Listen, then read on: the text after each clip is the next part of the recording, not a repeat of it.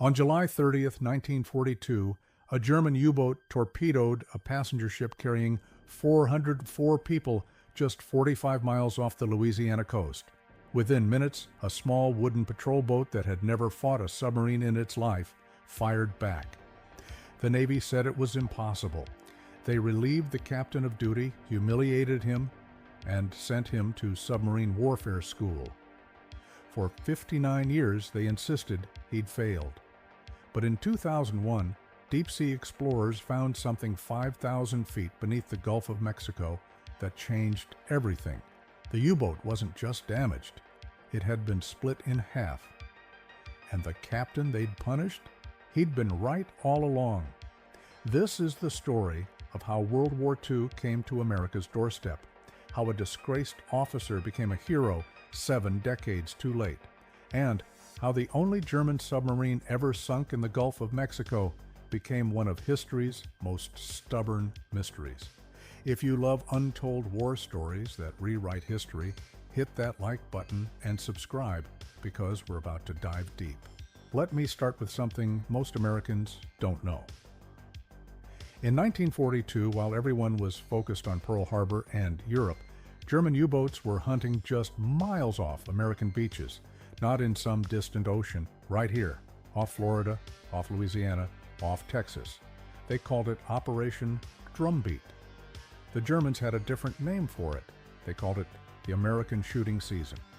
Here's what they didn't tell you in history class. Between January 1942 and August 1943, 24 German U-boats prowled the Gulf of Mexico. They sank 56 Allied ships. They damaged 14 more. Over 600 people died in waters so close to shore that people on beaches could sometimes see the explosions. And here's the thing that makes this almost unbelievable. The United States government kept it quiet. They didn't want panic. They didn't want Americans to know that Nazi submarines were operating in what should have been safe waters. One U-boat commander, Haro Schacht of U-507, wrote in his ship's log something that should make your blood run cold. He said, and I'm paraphrasing here, that when he entered the Gulf of Mexico near Florida, the navigational lights were still burning. Like it was peacetime, the beaches weren't blacked out. Ships sailed alone, unescorted, completely vulnerable. From his periscope, the U-boats could see American ships silhouetted perfectly against the lights of coastal towns. Schacht called it unbelievable. The Germans couldn't believe how unprepared America was. In May 1942 alone, nearly 1 Allied ship per day was sunk in the Gulf of Mexico. That made it the most dangerous body of water on the entire planet at that moment. More dangerous than the North Atlantic. More dangerous than the Mediterranean, the Gulf of Mexico. But here's where our story really begins. U-166 was a Type Windsea submarine. Let me paint you a picture of what that means. This thing was 252 feet long, about 22 feet wide. It could dive to 755 feet before the pressure would crush it like a tin can. It carried 52 men in conditions you can't even imagine. The air was thick with diesel fumes, body odor, and fear. These men lived for weeks at a time in a steel tube that could become their tomb at any moment. The submarine was armed with 22 torpedoes, a 105mm deck gun, and several smaller guns. Its commander was 29-year-old Oberleutnant zur See Hans Günther Kuhlmann, not the 30-year-old captain you might have heard about. Kuhlmann, remember that name. U-166 was commissioned on March 23, 1942. By June 17th, it was already crossing the Atlantic, headed for the Gulf of Mexico. The submarine's mission was simple but deadly. Sink as many American ships as possible, disrupt the oil supply, make America bleed. And at first, U-166 was terrifyingly successful. On its way to the Gulf, U-166 sank the Dominican sailing ship Carmen, then the freighter SS Oneida, then a fishing trawler called Gertrude. These weren't just statistics. These were vessels with real people aboard, sailors who left behind families, men who thought they were far from the war. By the time U-166 entered the Gulf of Mexico, Kuhlman and his crew were confident. They'd proven themselves. They were part of Hitler's wolf pack, and they were good at what they did. But they were about to meet someone who would end their war forever. Let me tell you about Herbert G. Claudius. This is where the story gets really interesting. Claudius was a 35-year-old lieutenant commander who'd been a reservist, not a career Navy officer. He'd graduated from the University of California, Berkeley in 1930 with a business degree. He'd spent the 1930s as a civilian before being called to active duty in 1940. By July 1942, Claudius had just taken command of PC-566. PC stands for Patrol Coastal. This was a submarine chaser, but don't let that fool you. This wasn't some massive warship. PC-566 was 173 feet long, made mostly of wood, and carried a crew of 65 men who'd never fought a U-boat before. Here's the critical detail. Claudius and his crew had not received anti-submarine warfare training. Let that sink in. They were being sent out to protect merchant ships from German submarines, and they didn't know what they were doing. On July 30th, 1942, Claudius was ordered to escort a passenger freighter called the SS Robert E. Lee. This ship was carrying 283 people. But here's what makes this even more tragic. Many of those passengers were survivors from other ships that had already been sunk by U-boats. They'd already escaped death once. They thought they were being evacuated to safety in New Orleans. The Robert E. Lee was steaming along at 16 knots, heading north toward the mouth of the Mississippi River. The ship's captain was doing something incredibly foolish by wartime standards. He was sailing in a straight line at a constant speed. This made the ship an easy target for any submarine with a periscope. Claudius, trailing behind in PC-566, knew this was dangerous, but he couldn't do much about it. His sonar didn't work well at high speeds. He was essentially blind. At approximately 4:00 p.m., about 45 miles southeast of the Mississippi River Delta, U-166 spotted the Robert E. Lee. Kuhlman gave the order, fire. A single torpedo left U-166's tubes. It covered the distance in seconds. The explosion tore into the Robert E. Lee's hull. Water rushed in. The ship began to list immediately. People were thrown from their bunks. Chaos erupted. Within 15 minutes, the Robert E. Lee was gone, sunk. Of the 283 people aboard, 25 died in the attack or drowned before they could be rescued. That's 404 survivors, but 25 families destroyed. And this is where everything changed. Claudius saw the torpedo hit. He saw the ship going down. And then, just for a moment, he saw something else. A periscope, breaking the surface of the water. Now put yourself in Claudius's position. You're commanding a wooden boat. You've never fought a submarine. Your crew is green. And you just watched a U-boat kill 25 people right in front of you. What do? Claudius did something that would either make him a hero or end his career. He attacked. He ordered PC-566 to close on the periscope's position. The U-boat, seeing the patrol boat approaching, began to dive. Kuhlman knew he'd given away his position. He needed to get deep, fast. But here's the thing. U-166 had just fired a torpedo. The submarine was heavy now, slightly out of trim. It took precious seconds longer to submerge than it normally would. And Claudius exploited those seconds. PC-566 made its approach at a 45-degree angle to where the U-boat was diving.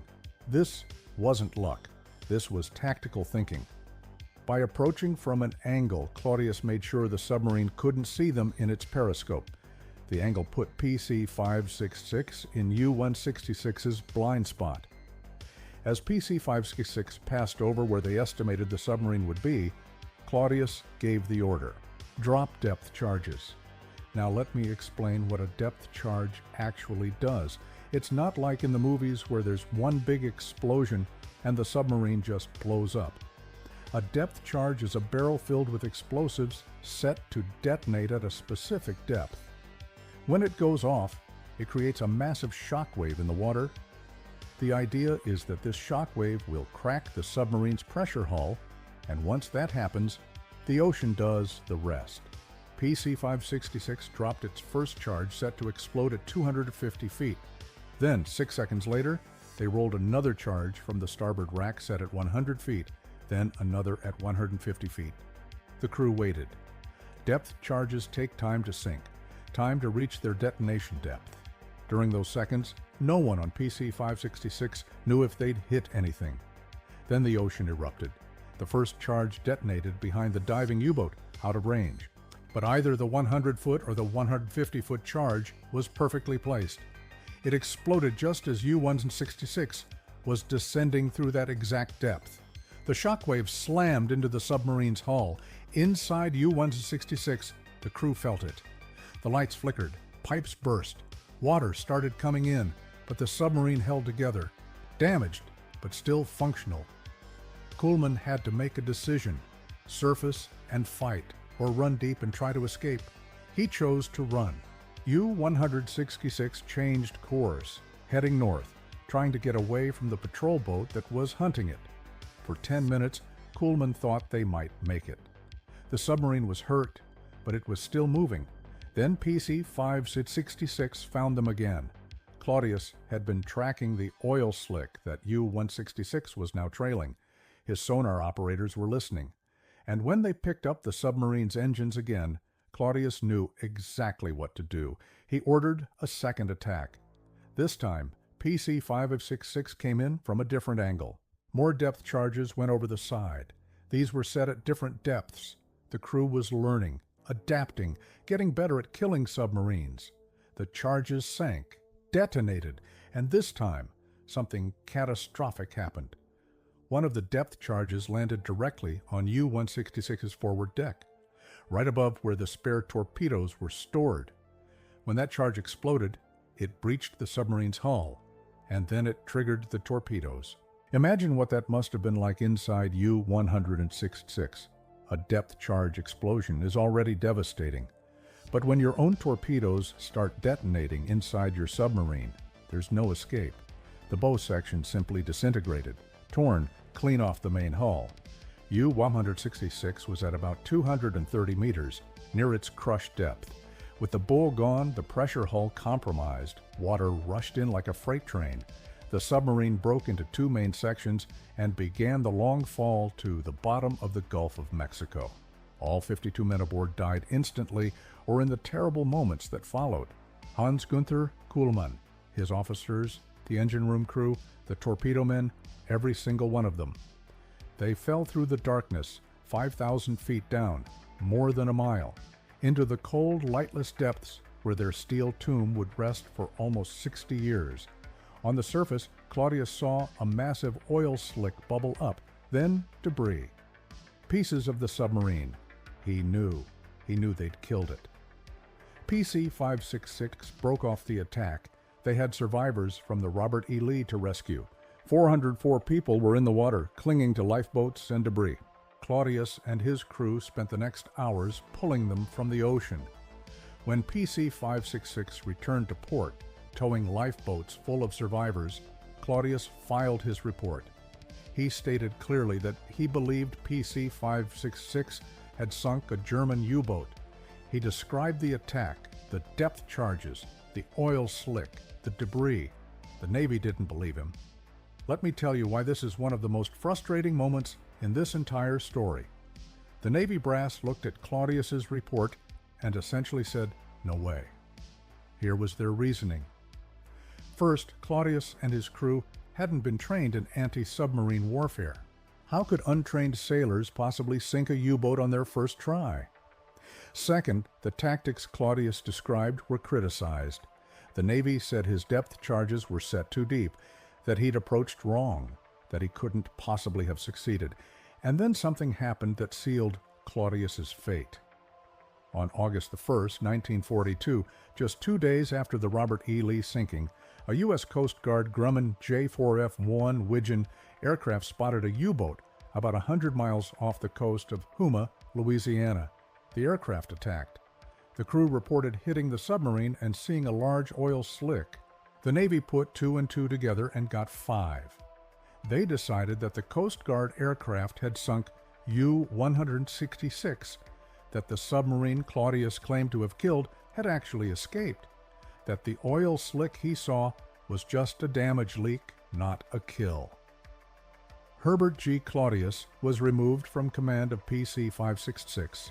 He was reprimanded for poor tactics, and he was sent to anti-submarine warfare school to learn how to do his job properly. The Coast Guard air crewmen, meanwhile, were decorated for sinking U-166. Can you imagine how Claudius felt? He'd just saved 404 lives. He'd avenged the 25 who'd died. He'd sunk the only German submarine ever destroyed in the Gulf of Mexico. And instead of a medal, he got humiliation. For the rest of his life, when his family asked if he'd ever sunk a submarine, Claudius would say, "I think I did once." He couldn't be sure. The Navy had told him he'd failed. Who was he to argue with the official record? Claudius went on to have a distinguished naval career. He commanded other ships. He served in the Mediterranean. He earned 3 battle stars. He eventually retired as a captain in the U.S. Navy. But he never got credit for what he'd done that day in July 1942. Herbert G. Claudius died in 1981. He was 74 years old. He went to his grave not knowing for certain whether he'd sunk that U-boat. And that's where the story should end. A wartime mystery. An officer who thought he'd achieved something great but could never prove it. Another footnote in the massive history of World War II. But here's the thing about the truth. Sometimes it refuses to stay buried. In 1986, Shell Offshore Inc. was conducting an underwater survey in the Gulf of Mexico. They were planning pipeline routes and needed to know what was on the seafloor. Their sonar picked up 2 large wrecks lying close to each other in about 5,000 feet of water. One wreck was quickly identified as the SS Robert E. Lee. That made sense. Its position had been recorded when it sank, but the other wreck was a mystery. At first, they thought it might be the Alcoa Puritan, another ship sunk by U-boats in 1942. But something didn't add up. The second wreck was too small to be the Alcoa Puritan. It was shaped wrong, and it was lying in 2 distinct pieces with a debris field between them. The discovery was noted, filed away, and largely forgotten for another 15 years. In 2001, C&C Technologies was conducting another survey in the same area using more advanced equipment. They had an autonomous underwater vehicle, basically a robotic submarine with sophisticated sonar that could map the seafloor in incredible detail. When they mapped that mysterious second wreck, archaeologists Robert A. Church and Daniel J. Warren realized what they were looking at. It wasn't the Alcoa Puritan, it was a submarine. And not just any submarine. It was U-166. The submarine was lying less than 2 miles from where it had torpedoed the Robert E. Lee, exactly where Herbert Claudius had said he'd sunk it. Let me describe what they found. The submarine had broken into 2 main sections. The bow section had been torn completely off, lying about 500 feet from the main hull. Between these 2 sections was a debris field. Pieces of the submarine, personal effects, equipment, all of it scattered across the seafloor by the violence of its destruction. The main hull was remarkably preserved in some ways. The conning tower was still intact. The deck gun was visible, pointing uselessly into the darkness. But the damage to the bow was catastrophic. You could see exactly where the depth charge had hit, where the explosion had occurred, where the torpedoes had detonated. BP and Shell, the petroleum companies operating in that area, sponsored additional fieldwork. In October 2003, a team of archaeologists and marine scientists returned to the site with a remotely operated vehicle. They spent days documenting every detail of the wreck. One of the people on that expedition was C.J. Christ from Houma, Louisiana. Christ had spent most of his life searching for U-166. It had become his obsession. When he finally got to see the submarine through the ROV's cameras, more than a mile beneath the surface, he laid a wreath between the 2 wreck sites, a memorial to all the men who died there American and German alike. The archaeological analysis was conclusive. The damage to U-166 was consistent with a direct hit from a depth charge on the forward deck. The explosion had triggered the submarine's own torpedoes, causing the catastrophic destruction that broke the vessel apart. The mathematical analysis of the attack, comparing Claudius's report with the physical evidence, showed that PC-566 had conducted 2 sequential depth charge attacks, and the second one had delivered the killing blow. But here's what makes this discovery even more significant. When they located U-166, where Claudius said it would be, it proved something else. The Coast Guard aircraft that attacked a U-boat 130 miles away on August 1st, they'd attacked a different submarine, U-171 as it turns out. That submarine had been damaged, but escaped. For 59 years, 2 aircrewmen had been decorated for a kill they didn't make, and 1 Navy captain had been punished for a victory he'd actually achieved. The Naval History and Heritage Command reviewed all the evidence. They examined the wreck site documentation. They read Claudius's original reports. And in 2014, they made it official. PC-566 had sunk U-166. Herbert G. Claudius had been right all along. On December 16, 2014, there was a ceremony at the Pentagon. Navy Secretary Ray Mabus stood before a small gathering and said something that should have been said 72 years earlier. He said, 70 years later, we now know that Claudius's report after the action was absolutely correct. His ship did sink that U-boat, and it's never too late to set the record straight. Claudius's son, Herbert Gordon Claudius Jr., accepted the Legion of Merit with Combat Phi device on behalf of his father. He was 83 years old by then. His father had been dead for 33 years. But finally, the truth was official. There wasn't a dry eye in the room, according to witnesses. Some of PC-566's surviving crew members were there. So was Robert Ballard, the oceanographer famous for finding the Titanic, who'd been involved in studying the U-166 wreck site. They'd all waited decades for this moment. But let me take you back to something important. Because this story isn't just about one captain getting the recognition he deserved. It's about what was happening in the Gulf of Mexico in 1942 and why that mattered so much to the war effort. Operation Drumbeat was devastating. Between January 1942 and the end of 1943, U-boats sank more than 100 ships just in American coastal waters. The British, who'd been fighting U-boats since 1939, were horrified by how unprepared the United States was.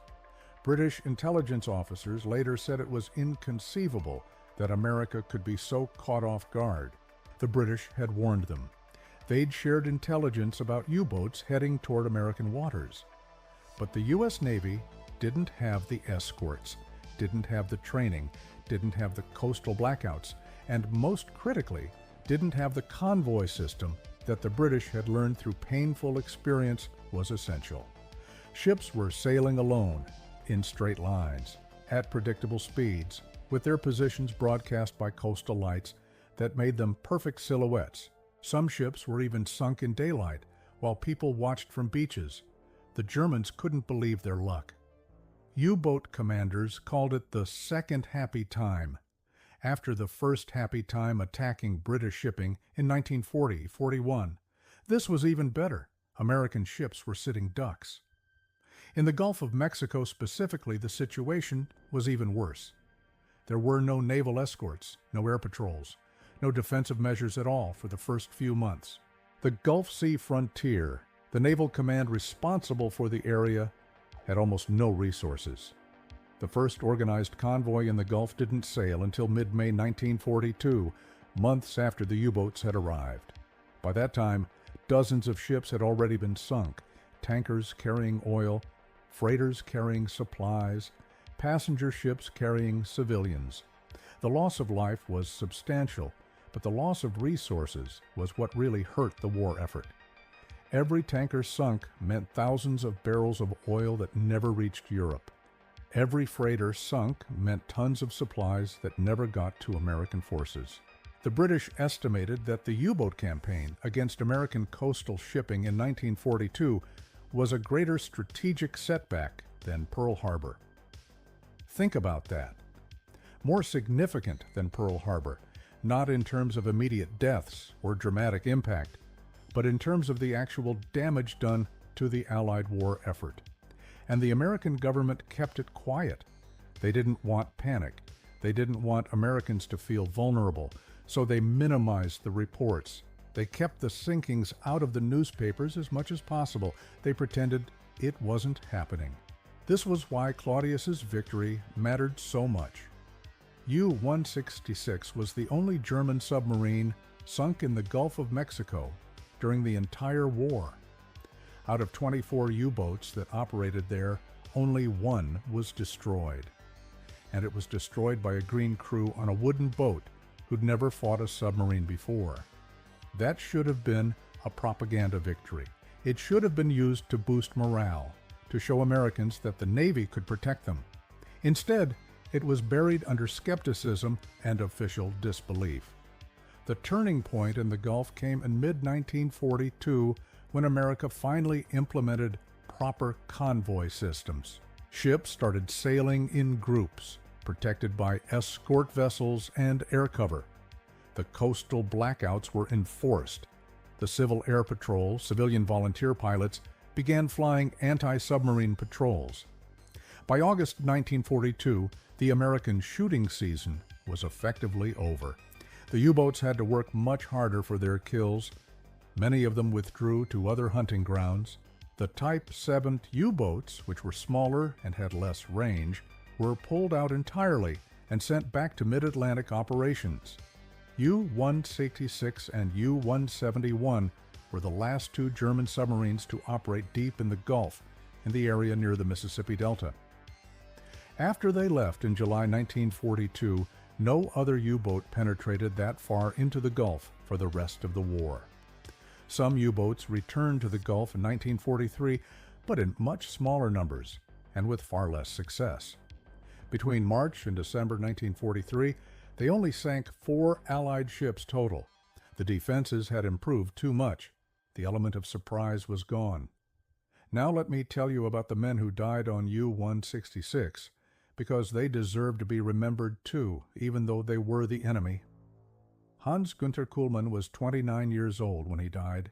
He'd been commanding U-boats since 1941. U-166 was his first command of his own boat. He'd been at sea for less than 2 months on his first war patrol when he died. The crew of 52 men included everyone from experienced petty officers to teenagers on their first voyage. They were living in conditions that would be considered inhumane today.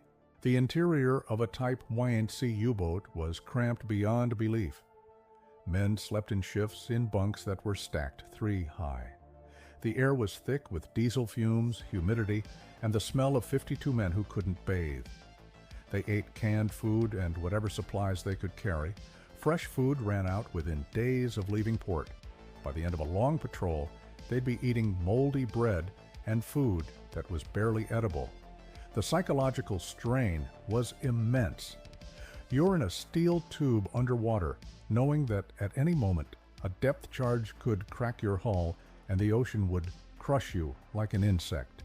Every sonar ping, every strange sound could be your death approaching. And yet these men volunteered for U-boat service. The Kriegsmarine, the German Navy, had some of the highest casualty rates of any service in World War II. About 75% of U-boat crewmen died during the war. 3 out of 4. You had better odds surviving as an infantryman on the Eastern Front. They knew this, and they volunteered anyway. I'm not trying to make you sympathize with Nazis, but these were human beings. Most of them were just sailors following orders, fighting for their country, doing their jobs. They had families, they had dreams, they had lives they wanted to get back to. And they all died together in the darkness, more than a mile beneath the surface, in a grave that wouldn't be found for 59 years. Today, the wreck site of U-166 is protected as a war grave. The 52 men are still inside their submarine. Their remains are still there, buried in the hull. It's illegal to disturb the site. Petroleum companies have rerouted pipelines to avoid it. The wreck is monitored and preserved. Every once in a while, a new survey is done. Scientists study the wreck to understand how it's deteriorating over time. Archaeologists document changes, but no one is allowed to remove anything or disturb the crew. This is their final resting place. The Robert E. Lee, lying less than 2 miles away, is similarly protected. The 25 people who died on that ship are remembered there too. In a strange way, the two vessels that fought each other that day in July 1942 are now permanent monuments to each other. The hunter and the hunted, forever linked in the cold, dark depths of the Gulf of Mexico. The story of U-166 has layers that keep revealing themselves. One of the most interesting discoveries from the archaeological surveys was about exactly how the submarine was destroyed. For years, even after the wreck was found, people assumed that the depth charges had just cracked the hull and the pressure did the rest. But the detailed analysis showed something different. The bow section wasn't just cracked off, it was blown off by an internal explosion. The depth charge that landed on the forward deck didn't just breach the hull, it detonated the spare torpedoes stored there.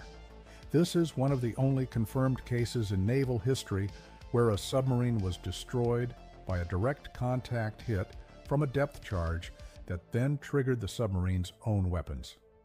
Most depth charge kills happen through repeated near-miss explosions that gradually crack the pressure hull. This was different. This was catastrophic and instantaneous.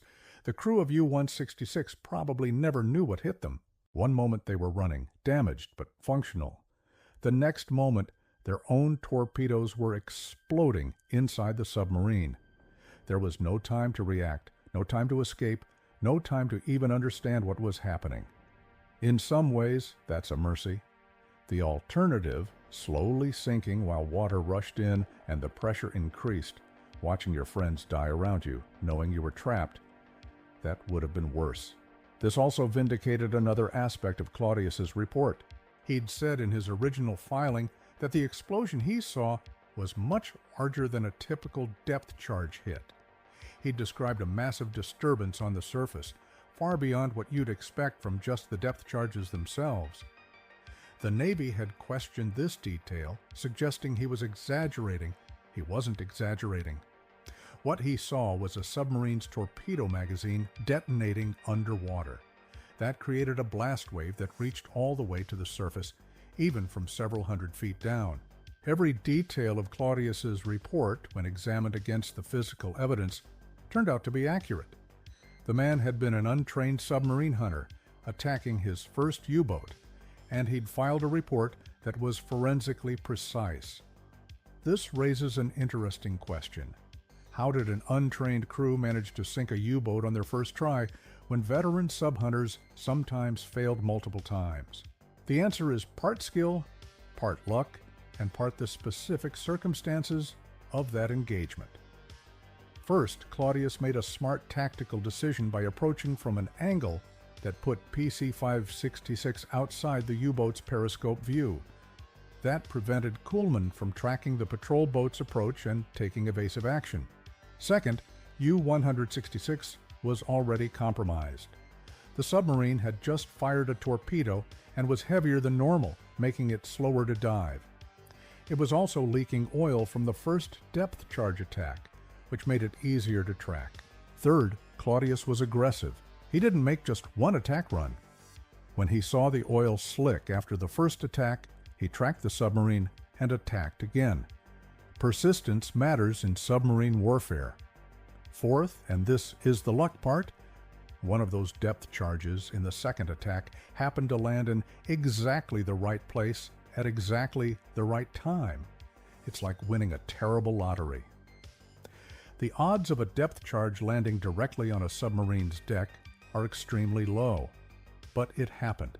Combine all those factors, and you get a kill. An untrained crew with guts and good instincts got lucky against a damaged submarine.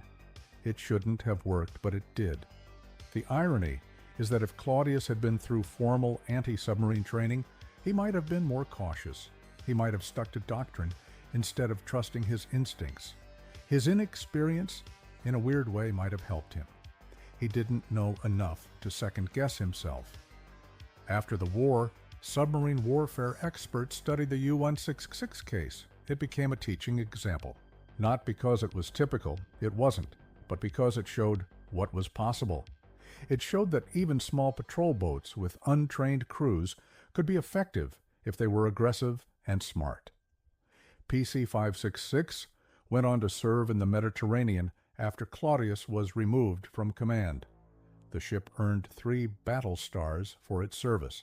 It was never credited with another submarine kill, but it performed escort duties and anti-submarine patrols throughout the rest of the war. The ship was decommissioned in 1947 and eventually scrapped. There's no memorial to PC-566 that I'm aware of, but its place in history is secure now. It's the only American vessel to sink a U-boat in the Gulf of Mexico. Claudius, after his humiliation over the U-6 incident, proved himself repeatedly. He went to anti-submarine school as ordered and ironically became quite good at it. He commanded other vessels. His crews loved him. One crew member wrote that PC-566 under Claudius was the best damn ship they'd ever served on. When Claudius later commanded the destroyer USS Parks in the Pacific, his crew had such respect for him that they wrote tributes to him in the ship's cruise book. One entry said, "We look forward to another cruise with Captain Claudius and the promise of many leagues of good sailing with the best damn skipper in Despac." This was a man who'd been publicly humiliated by the Navy, told he didn't know how to do his job, and yet his crews adored him. They knew what kind of officer he was, even if the Navy brass didn't. The 2014 Pentagon ceremony was bittersweet for the Claudius family. Herbert Jr. said in interviews that his father had never been bitter about the Navy's decision. He'd never complained. He'd just quietly believed that maybe, possibly, he'd sunk that submarine. The family had no proof. They had no way to fight the official record. So they accepted it and moved on. But they never forgot. And when the wreck was found and the truth came out, they felt vindicated. Herbert Jr., when he accepted the medal on behalf of his father, said something profound. He said it wasn't about the medal, it was about the truth. It was about history being corrected. It was about his father's crew, the men of PC-566, getting the recognition they deserved. Many of those crew members were still alive in 2014. Some attended the ceremony. Can you imagine what that must have felt like for them? They'd lived for 72 years, knowing what they'd done, but being told they were wrong. And finally, in their 80s and 90s, they heard the Navy admit the truth. One of the fascinating aspects of this story is how long the truth stayed hidden. From 1942 to 2001, that's 59 years, the official record said that a Coast Guard aircraft had sunk U-166. That became the accepted history. It was in books. It was in official naval records. It was taught as fact. The Coast Guard aircrewmen who'd been credited with the kill, they believed it too. They'd been decorated. They'd been told they'd sunk a U-boat. They had no reason to question it. When the truth came out in 2001, both of them had already passed away. They'd lived their entire lives believing they'd accomplished something they hadn't. This raises uncomfortable questions about historical accuracy. How many other events in World War II, or any war, are recorded incorrectly? How many heroes never got credit? How many people were blamed for failures that weren't their fault? We trust official records. We assume that military bureaucracies, with all their documentation and procedures, get things right. But the U-166 case shows that even with good intentions, even with thorough investigations, mistakes happen. The Navy in 1942 wasn't trying to cheat Claudius. They genuinely didn't believe his report. They had what they thought was better evidence, the Coast Guard aircraft attack. They made a judgment call based on the information they had. They were wrong. But they didn't know they were wrong until bodies of evidence accumulated over decades finally proved them wrong. This is why archaeology and historical research matter. This is why we can't just accept official narratives without question. The truth has a way of emerging even from the bottom of the ocean. The discovery of U-166 also revealed details about the last moments of the battle that no one could have known before. By analyzing the debris field, archaeologists could track the submarine's final movements. They could see that after the first depth charge attack, U-166 had turned north and increased speed, trying to escape. They could see from the damage pattern exactly where the fatal depth charge had hit. They even found evidence suggesting that some of the submarine's external fittings and equipment had been torn off by the force of the depth charge explosions before the final catastrophic blast. The submarine had been taking a beating, getting more damaged with each passing moment, before the torpedo explosion finished it. Inside the wreck, if they could access it, which they can't because it's a war grave, there would be artifacts that tell the story of the crew's final moments. Personal items, equipment, maybe even written materials that survived in sealed compartments, but we'll never know those details. And maybe that's appropriate. Some things should remain private. Those 52 men deserve their dignity, even in death. What we do know is that U-166 fought until it couldn't fight anymore. The crew didn't surrender, they didn't surface and abandon ship. They tried to escape, and when they couldn't, they went down with their vessel. That's the warrior's death. We can respect that, even while we're grateful they were stopped. The broader context of Operation Drumbeat is worth understanding because it shows just how close the war came to America's shores.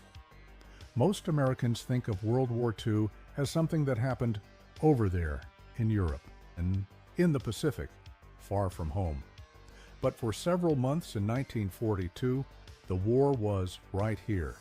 German submarines were operating in American territorial waters. They were sinking American ships with inside of American beaches. Bodies and debris were washing up on shore. Oil slicks from torpedoed tankers were fouling beaches. The government kept it quiet, but people who lived on the coast knew. They saw the ships burning on the horizon. They heard the explosions. They knew. Imagine living in Louisiana or Florida or Texas in the summer of 1942.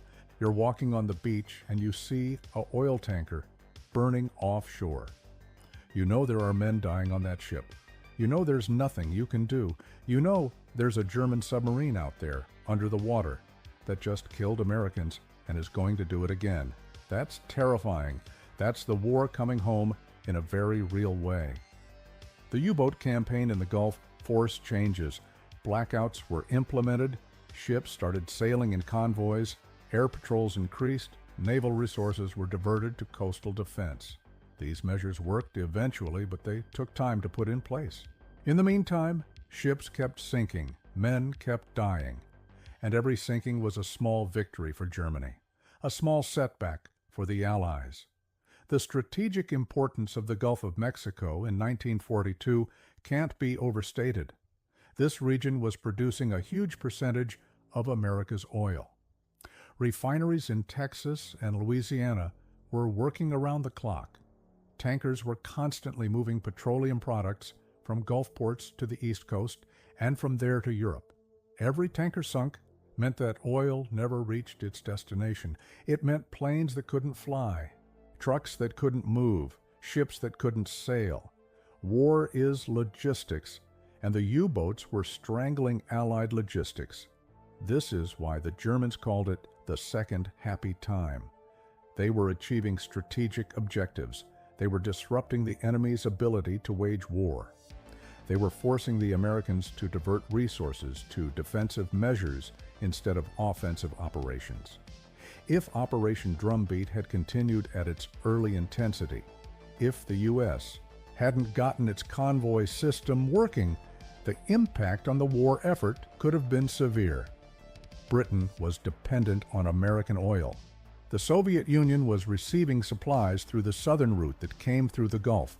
Every ship sunk had ripple effects throughout the Allied war effort. The fact that only one U-boat was lost in the Gulf during the entire campaign shows how one-sided this battle was.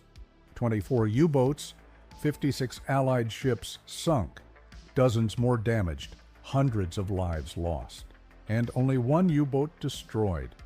That's a casualty ratio that heavily favored Germany. If you're playing a strategy game and those are your numbers, you're winning.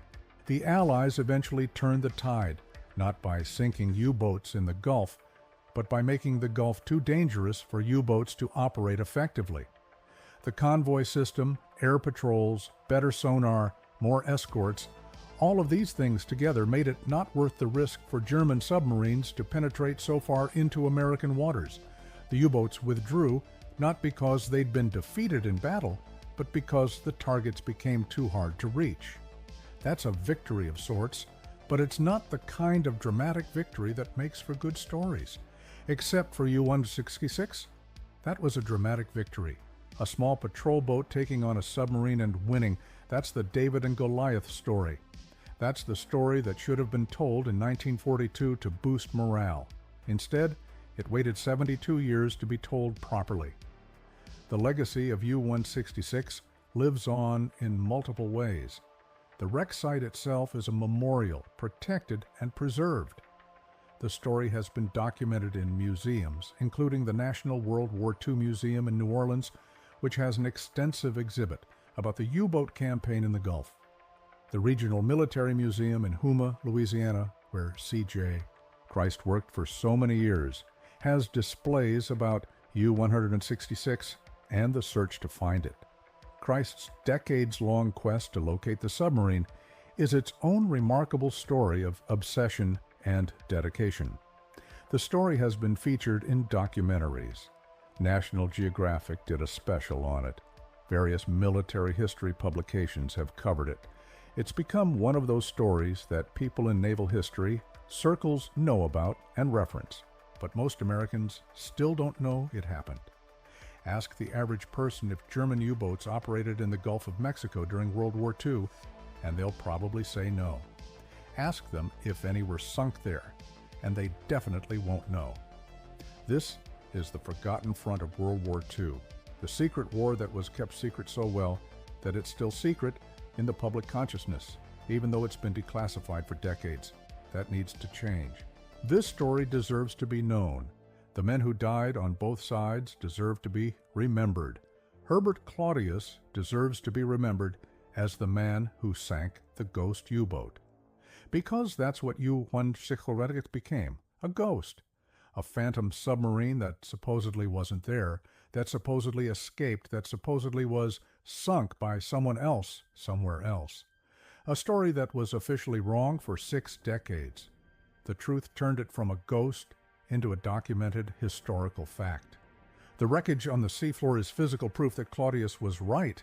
The archaeological evidence is irrefutable. The mathematical analysis of the attack sequence confirms every detail of his report. The ghost has been laid to rest. The mystery has been solved. The wrong has been righted, at least as much as it can be when the man who was wronged has been dead for decades.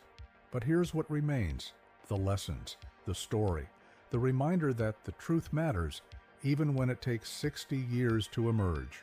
War is chaos. War is confusion. War is making life and death decisions with incomplete information in situations where there's no time to think.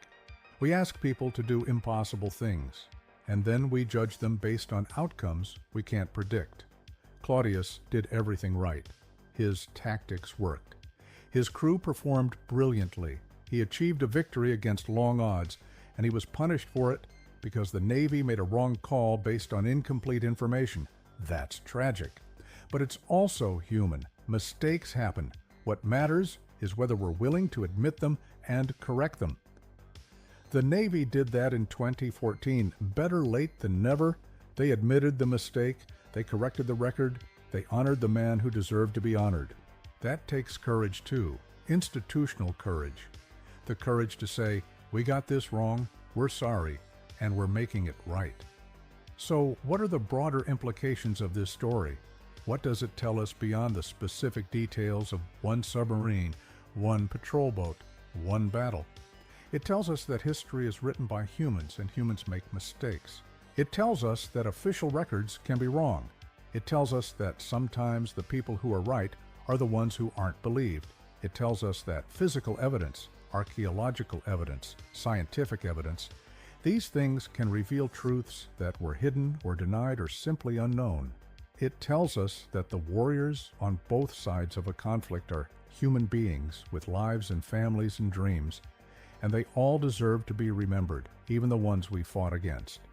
It tells us that war comes in many forms. Sometimes it's massive battles with thousands of troops. Sometimes it's a small wooden boat fighting a steel submarine in the middle of the ocean, far from the major fronts, in an engagement that most people never heard about.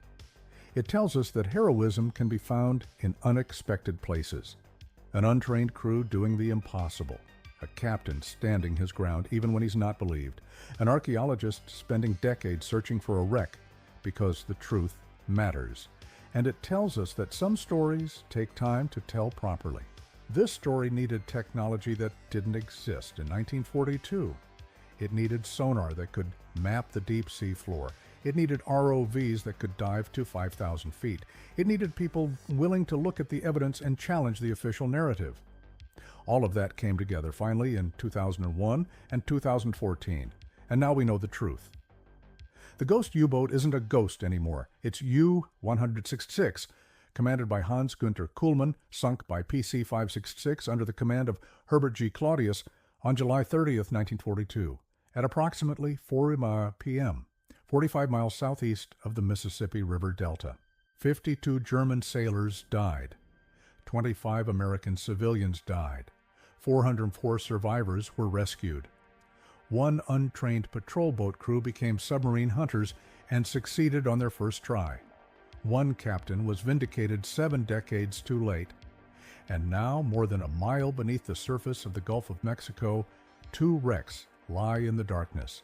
The Hunter and the Hunted, the Robert E. Lee and U-166, forever linked in their final resting place.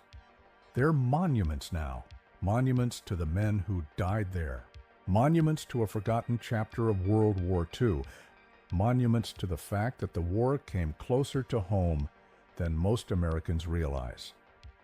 Next time you're on a beach on the Gulf Coast, look out at the water and remember, under those waves, not that far from shore, there are wrecks from a war that was fought in our own backyard. There are submarines that prowled waters where people now swim and fish and sail. History isn't just in textbooks. It's not just in distant lands. Sometimes it's right beneath our feet, beneath our waves, closer than we think. The Ghost U-boat taught us that. And now that we know its story, we have a responsibility to remember it, to tell it, to make sure that Herbert Claudius and his crew get the recognition they deserved, to make sure that Hans-Günther Kuhlmann and his crew are remembered too, not as enemies, but as fellow sailors who gave their lives in service to their country, even if we were fighting against that country. War is tragedy.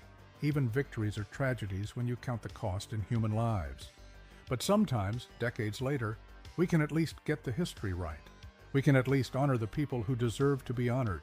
We can at least correct the record. That's what happened with U-166. The Ghost U-boat became real again. The mystery was solved. The captain was vindicated. The crew was honored. And the truth finally came to light. If this story moved you, if it made you think, if it taught you something you didn't know about World War II and how close it came to American shores, do me a favor, share this video. Tell someone about Herbert Claudius. Tell someone about U-166. Tell someone about the forgotten war in the Gulf of Mexico, because these stories matter. These people mattered, and they deserve to be remembered. The Ghost U-boat has been found. Its story has been told, and now it's up to us to make sure it's not forgotten again.